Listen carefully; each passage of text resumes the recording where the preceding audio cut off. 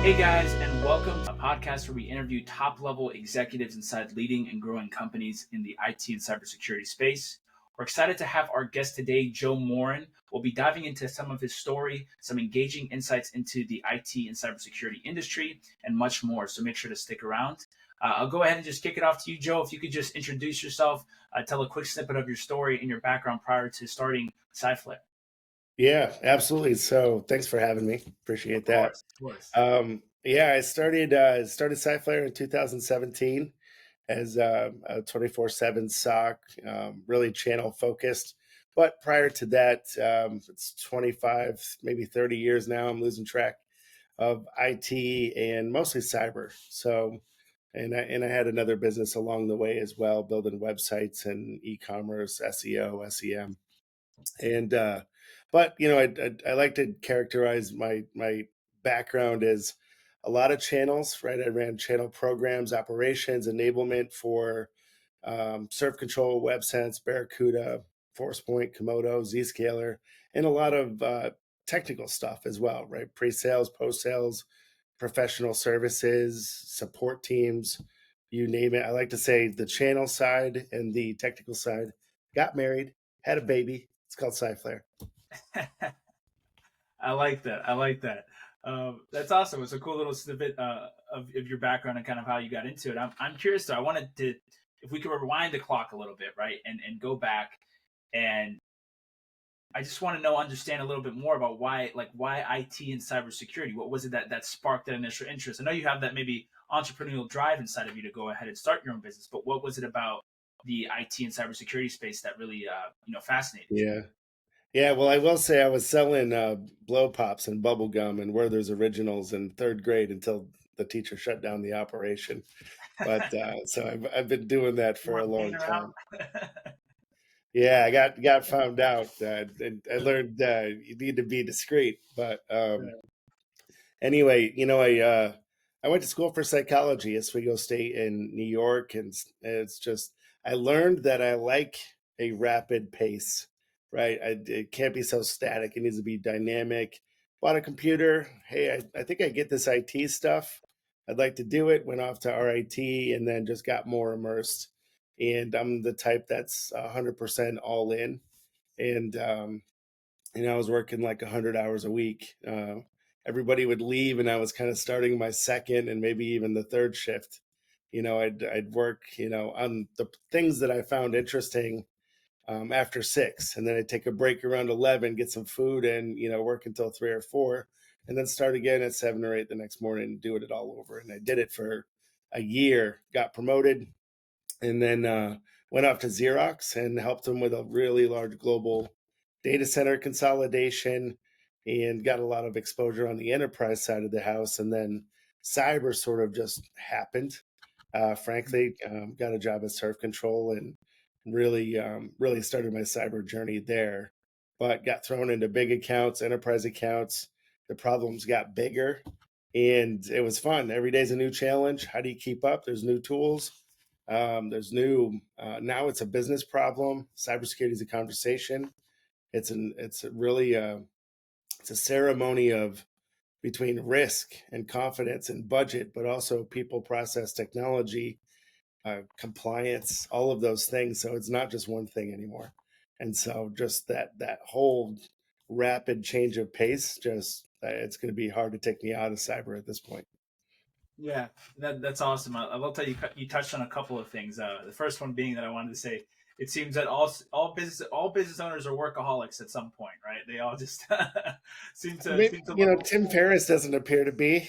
He's famous for not, Oh yeah, but yeah. it You, does you seem get to your be a select common. few. You get the select few. For me, Yeah, I can relate a lot though. I love to work. I find it enjoy. I find the most enjoyment through work, right? And I'm willing to. The long hours have always just been fun for me, right? It's always like you get to get ahead.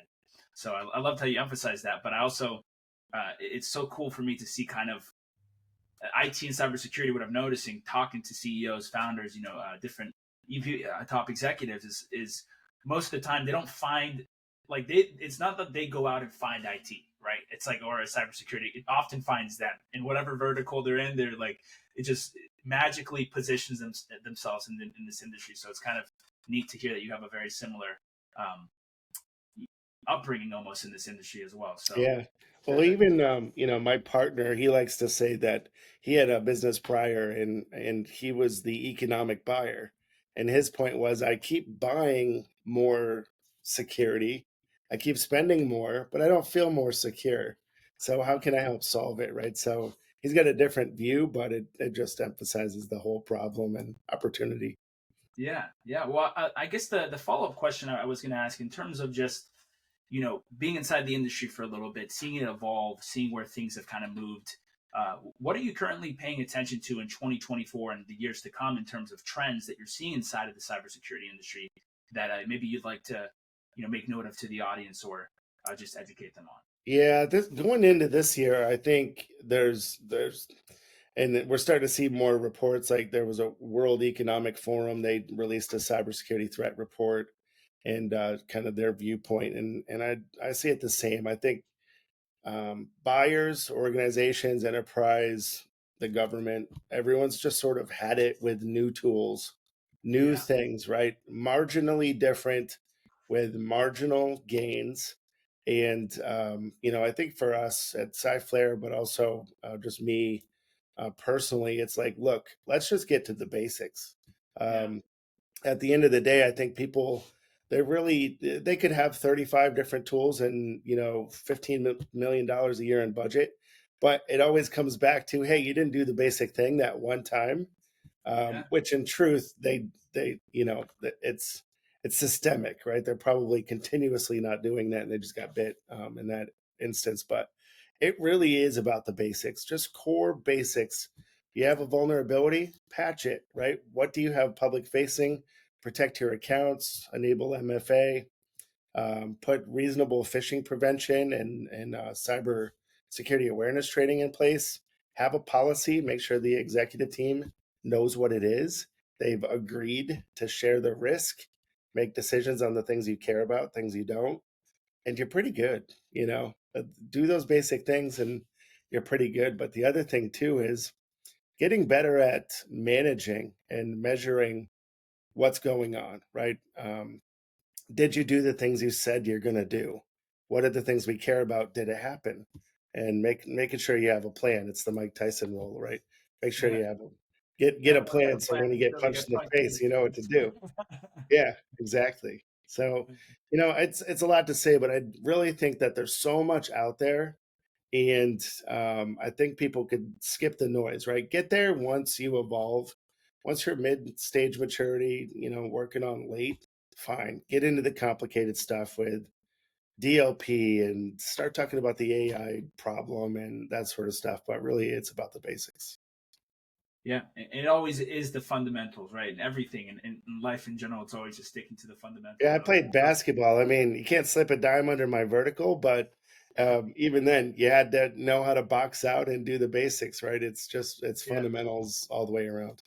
yeah, yeah. It was. I was gonna say there was. I was just talking with someone. He gave me this quote that I think it's almost good to use here because you're talking about kind of having all these tools, right? And there's so many. I mean, I think if anything, it's almost there's too many tools now, right? Like people are like, I don't even know what to choose. There's so many different options to choose from. And he was saying something along the lines of, a fool with a tool is still a fool.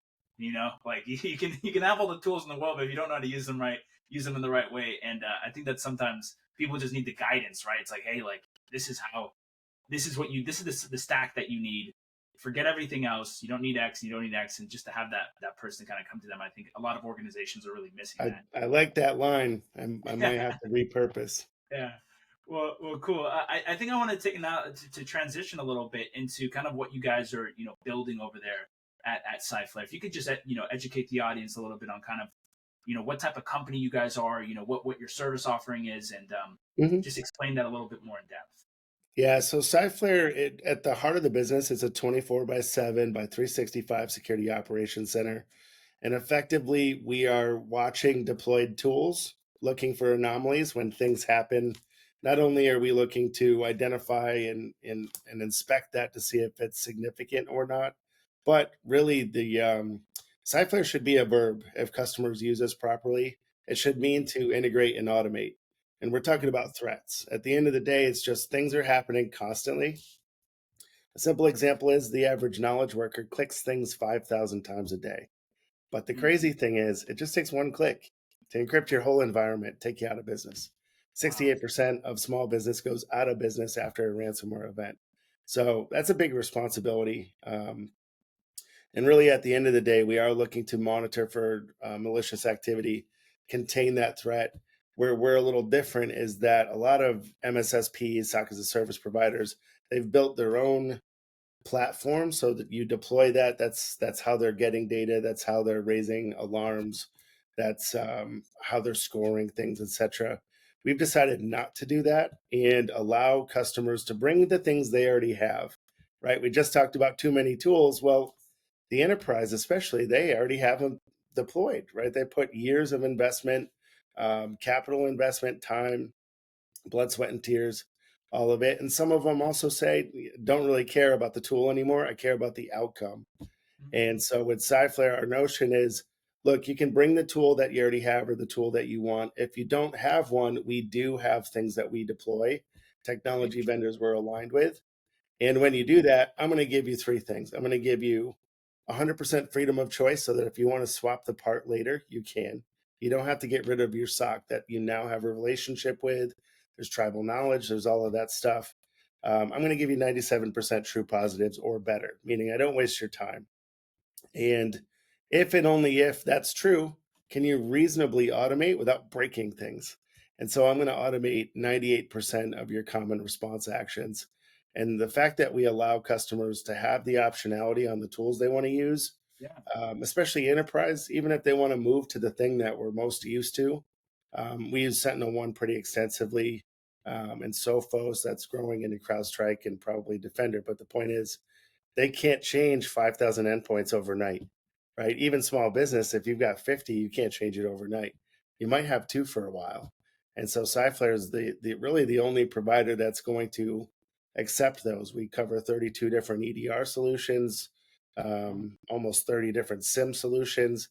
And so customers feel really comfortable knowing that they're choosing a long-term strategic partner and they're not going to be tied to a tool.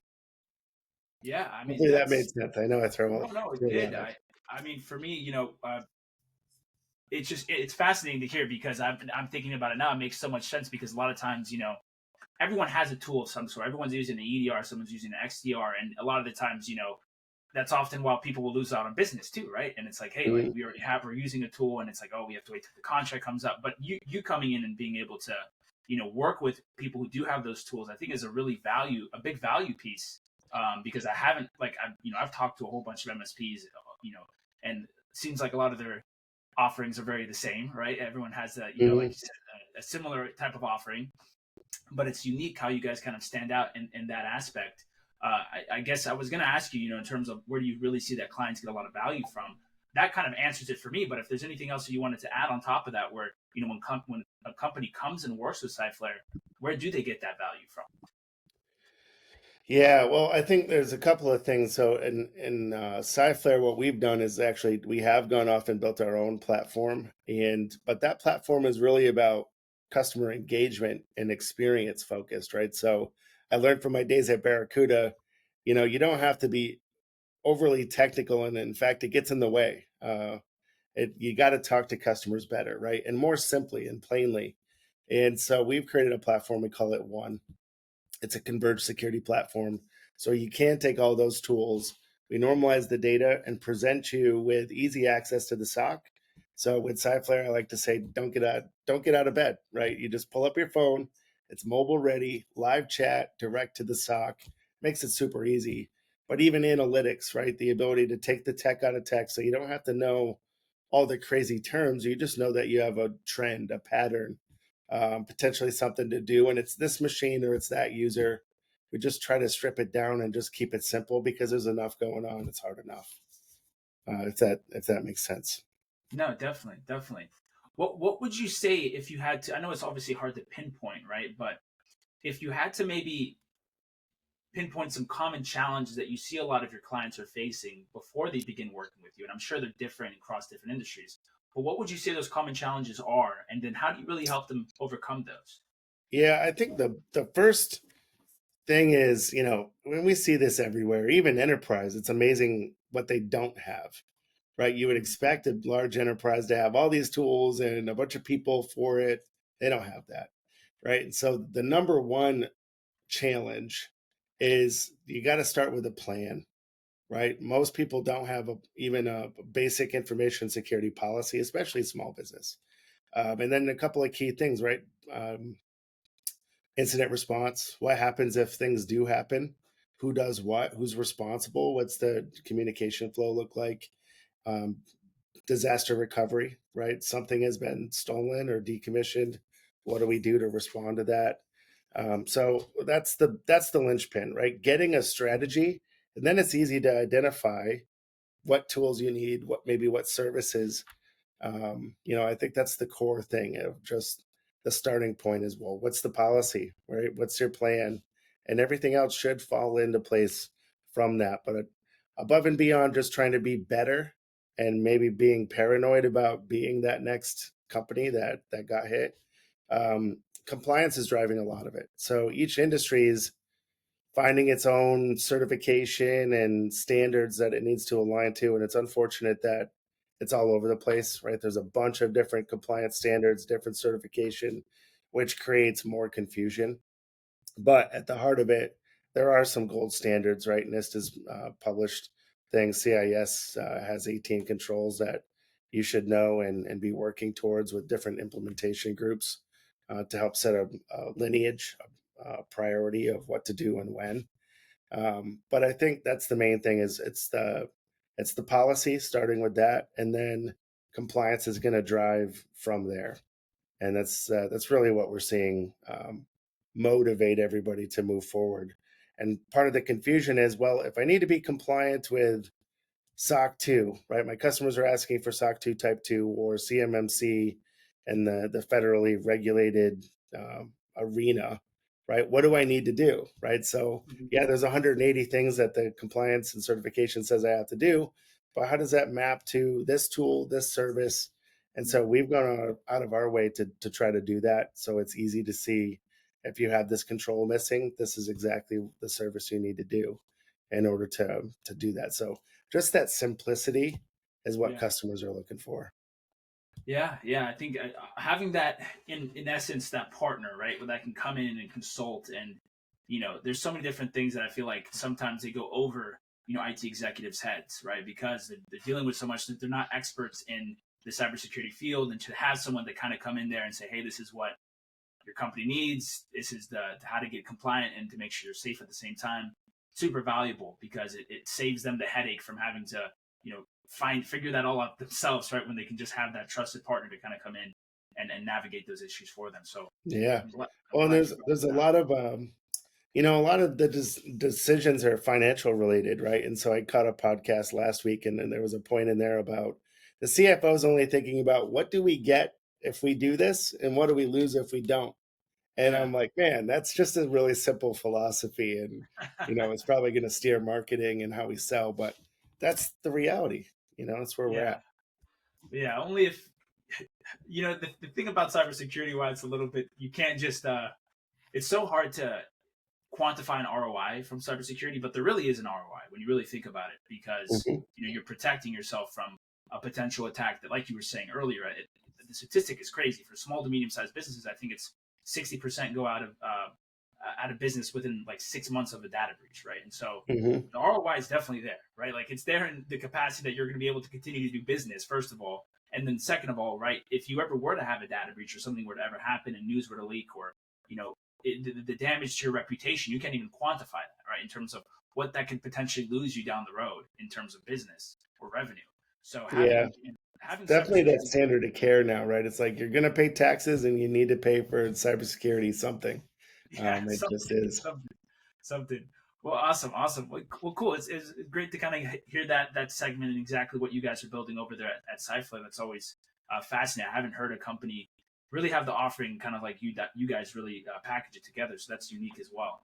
I did kind of want to now transition a little bit into your role and being the CEO and kind of what comes with it, right? All the baggage that comes with it, and if you could just educate the audience a little bit. What are the day-to-day Mm. challenges that come with being a CEO at a cybersecurity company?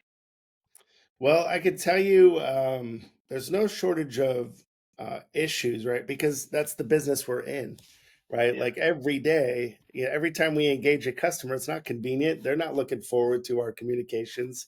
Hey, yeah. there's something potentially happening, right? And so and especially now we have 920 customers and growing.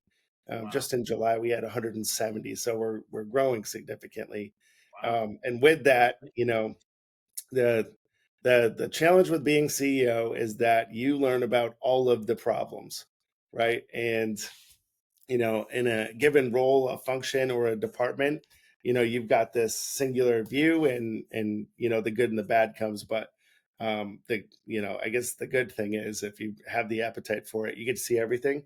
But that's the problem too. You get to see everything. So, you understand all issues, and you get to see all the wins and all the successes, which is great too. But you just got to really have thick skin. You got to have grit and persevere through it, and really be optimistic. There's no place in the roles that we're in, right? There's no room for negativity. You've got to be an optimist and learn Yeah. from it, and move on.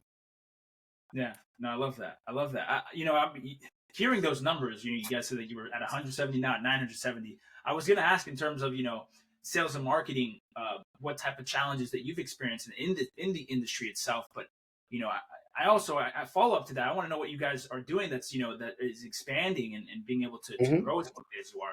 But why don't you go ahead and answer what are the biggest challenges in this industry, right? Because it's very, I mean, at least being in it for for the past couple year for myself, I've seen how competitive it is and how many different providers there are that are offering similar solutions. But what would you say are the hardest things about being in the cybersecurity industry in terms of that sales and marketing? Yeah, I think the number one, we're channel first, right? And so not only do we have to enable our sales teams and the SCs, we've got 1,200, arguably even more, thousands of partner reps that have to get educated as well. And the Mm-hmm. biggest problem is simplification of the message through the sales channels Mm-hmm. and education to them so that they can go and educate the client, because the client's the last to know, unfortunately. Right. So everything is Greek, everything is inconvenient. It's just hard to understand. And so for years, we were going out talking about security orchestration, automated remediation, and XDR and EDR, and all this acronym soup. And when we pivoted to forget about all that, let's talk about outcomes. Here's what you get, and it's 97% true positive, and it's 98% automation and 100% freedom of choice. Now immediately people can relate to it, and it's not about how do you do it, right? In the enterprise, eventually they want to know, like, okay, tell me more about how you actually achieve that. What does it look like for deployment? So that's conversation 2 or 3. But as soon as we simplified and we got humanized on our messaging, everything changed. And you take your marketing, your technical stuff, and try to overcomplicate and wow people with your whiz bang gadgets, and that's where Yeah, you lose. That's yeah. what we learned. Like you And said, the fundamentals keeping it always simple, it win. really is, it's key. Yeah, no, 100%. I couldn't agree more. I think simplicity with marketing and being able to convey the message, in a concise way rather than having to, flower with all these different acronyms that you want to put on top of it. And I think a lot of times you just lose people, right? And I think that it's Hmm. about focusing on the end outcome. And that's a great, phenomenal point that you bring up. I think marketing 101 is all about that, right? And Yeah, well, and I can't even take credit. My partner's really good at kind of uh, simplifying things down and making sure it lands. And of course, our marketing department and the whole collective team. Now, our product officer, he's really good at doing the same. So it definitely it takes a whole team, but it's made a yeah, huge difference. And that's even awesome. with our biggest channels, really, it's in MSPs, right? Mm, They're already managing customer accounts. The customer trusts them, so as long as we can make sure the MSP understands where we fit in terms of mapping problem to service and solution, and the simple message of why this, not that, we're good. Yeah. Now, what is the vision for the next? I don't like to say 5 to 10 years because it's a little bit far out. But what's the That's next? an What's the vision? eternity. Yeah. Yeah. What's the next? What's the vision for the next 12 months? What are you guys currently working towards or Yeah, building? I think because of the construct that we have, because of this open architecture, the ability to connect to basically anything and bring it into the SOC, we're expanding that. So Cyflare One is about to get a new version entirely, brand new build that's happening in Q1, and we'll be doing a lot more in terms of connecting more tools, but also being able to just click, right? As an end user, you're like, look, I don't want to talk to somebody, it's inconvenient to even reply. Why can't I just click a button and say disable this or block that or scan, quarantine, reboot, whatever the thing is? Just fix it and be done with it. So Mhm. Scyflare One as a platform is going to do more in that realm, but also expand all the way through what Gartner calls security risk management. There's 15 different categories. We will provide options for customers in every single one of those, right? So in terms of total coverage, comprehensive capability, and having the ability to integrate with any tool in those categories, so long as there's an API, that's really our focus for the next 12 to 18 months, is to bring those things to market and make it so that MSPs and the enterprise doesn't have to go to 15 different places. They're going to get the products, that tool, service, software, hardware, and service all in one. But Mhm. beyond that, if you have all these tools, like we were talking about, how do you measure and manage that? And so we've started building a brand new platform. We call it Hero. Why? Mhm. Because cybersecurity needs a hero. Something's got to change. And so the notion is, hey, like let's look and know where we're at. Um, and the other thing is that the CISO on any given day, it's a conversation. Cybersecurity is a conversation now, as I mentioned, and the CISO's got a new question constantly. Mhm. And wouldn't it be great if the platform actually told them the questions they should be asking and giving them the answers, so they don't have to log into 40 different screens or go ask Timmy or Tommy or Tammy to go get it, and then 30 days later they come back with data.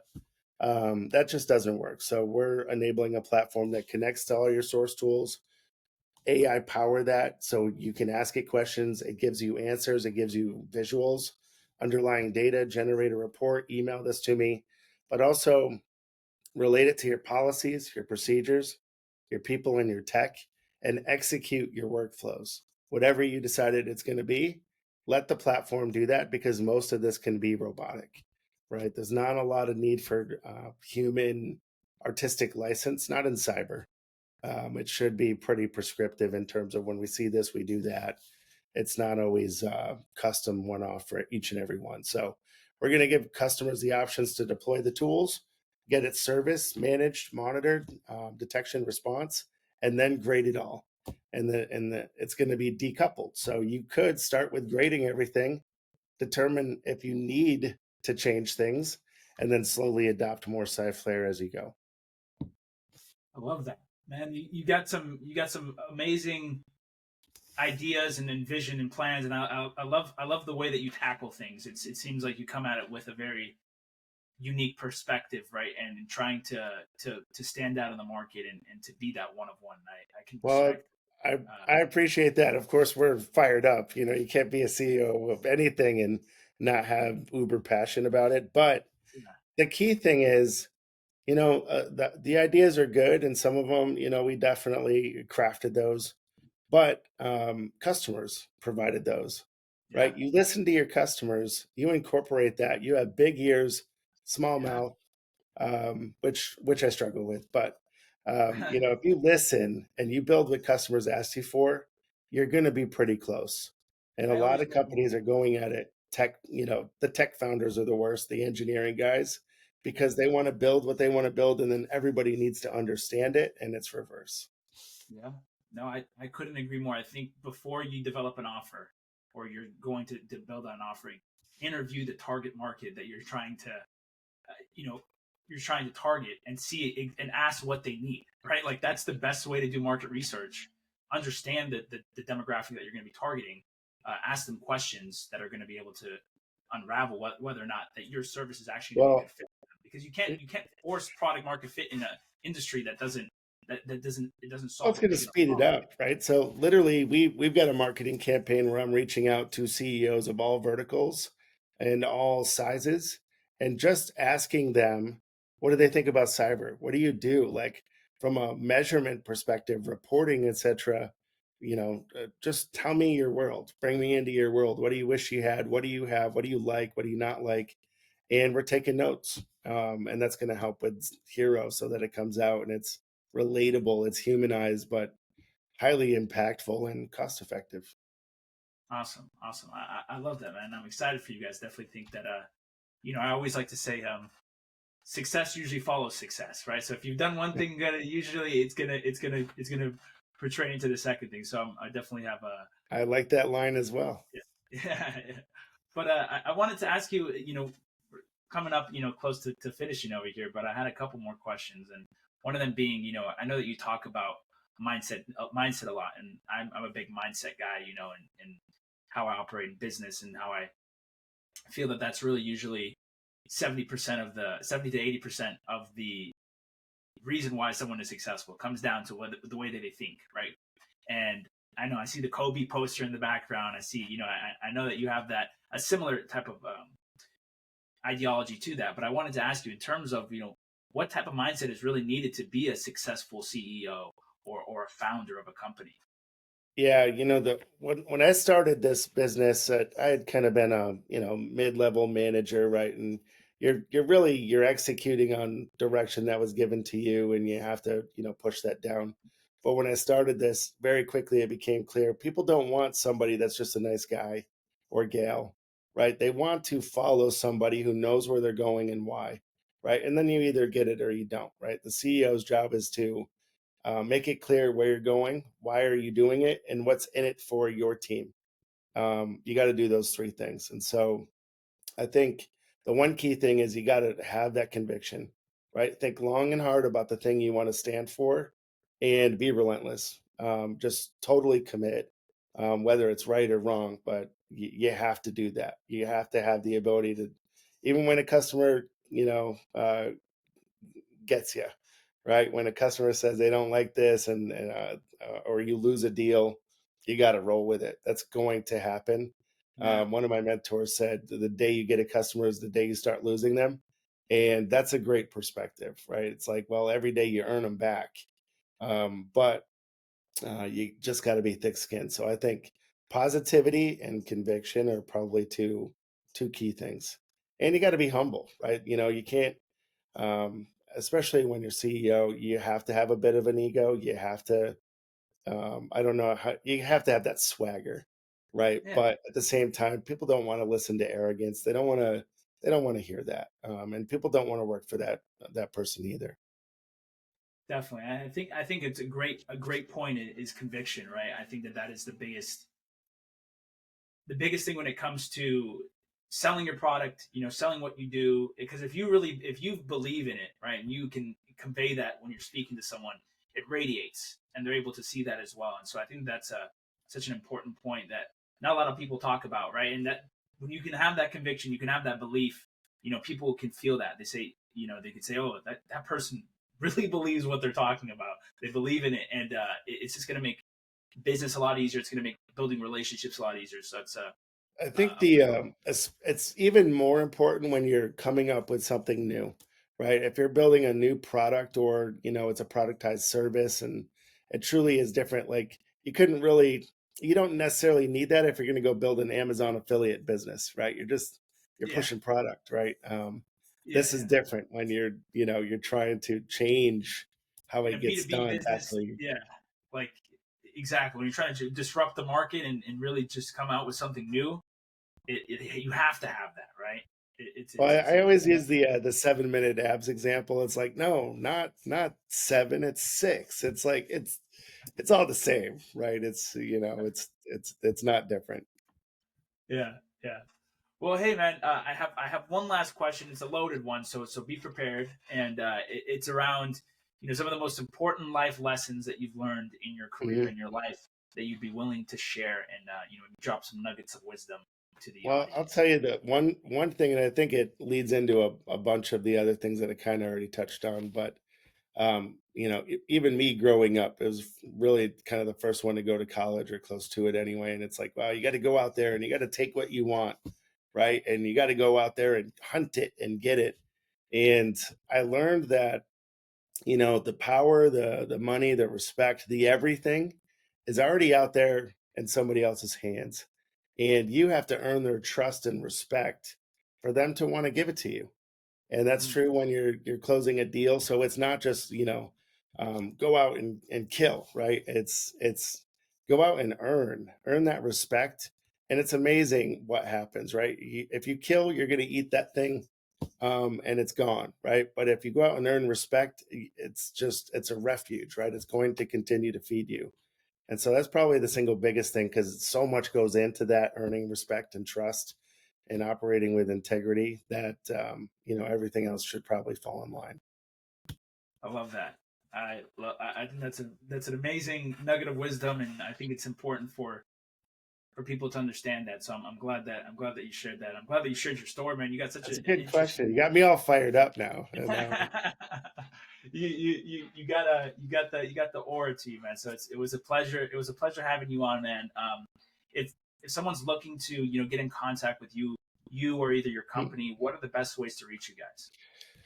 Easy. LinkedIn, we're very active. Social, Scyflare.com makes that easy. You can call. That's sales at Scyflare. We're everywhere. So, Awesome. and you can just email me, Joe at Scyflare.com, and I'm happy to respond. Perfect. I'll put all of those in the description so that people can get a hold of you. Thanks again, Joe, for coming on, stopping by. Thanks for Really having me. appreciate it. Of This was fun. course. Yeah, and if you guys did make it all the way to the end, we do appreciate it. Make sure to comment, like, and subscribe for more content. And we hope you guys have a great rest of your day. Take care, Joe, and thanks again. Thanks so much. Take care.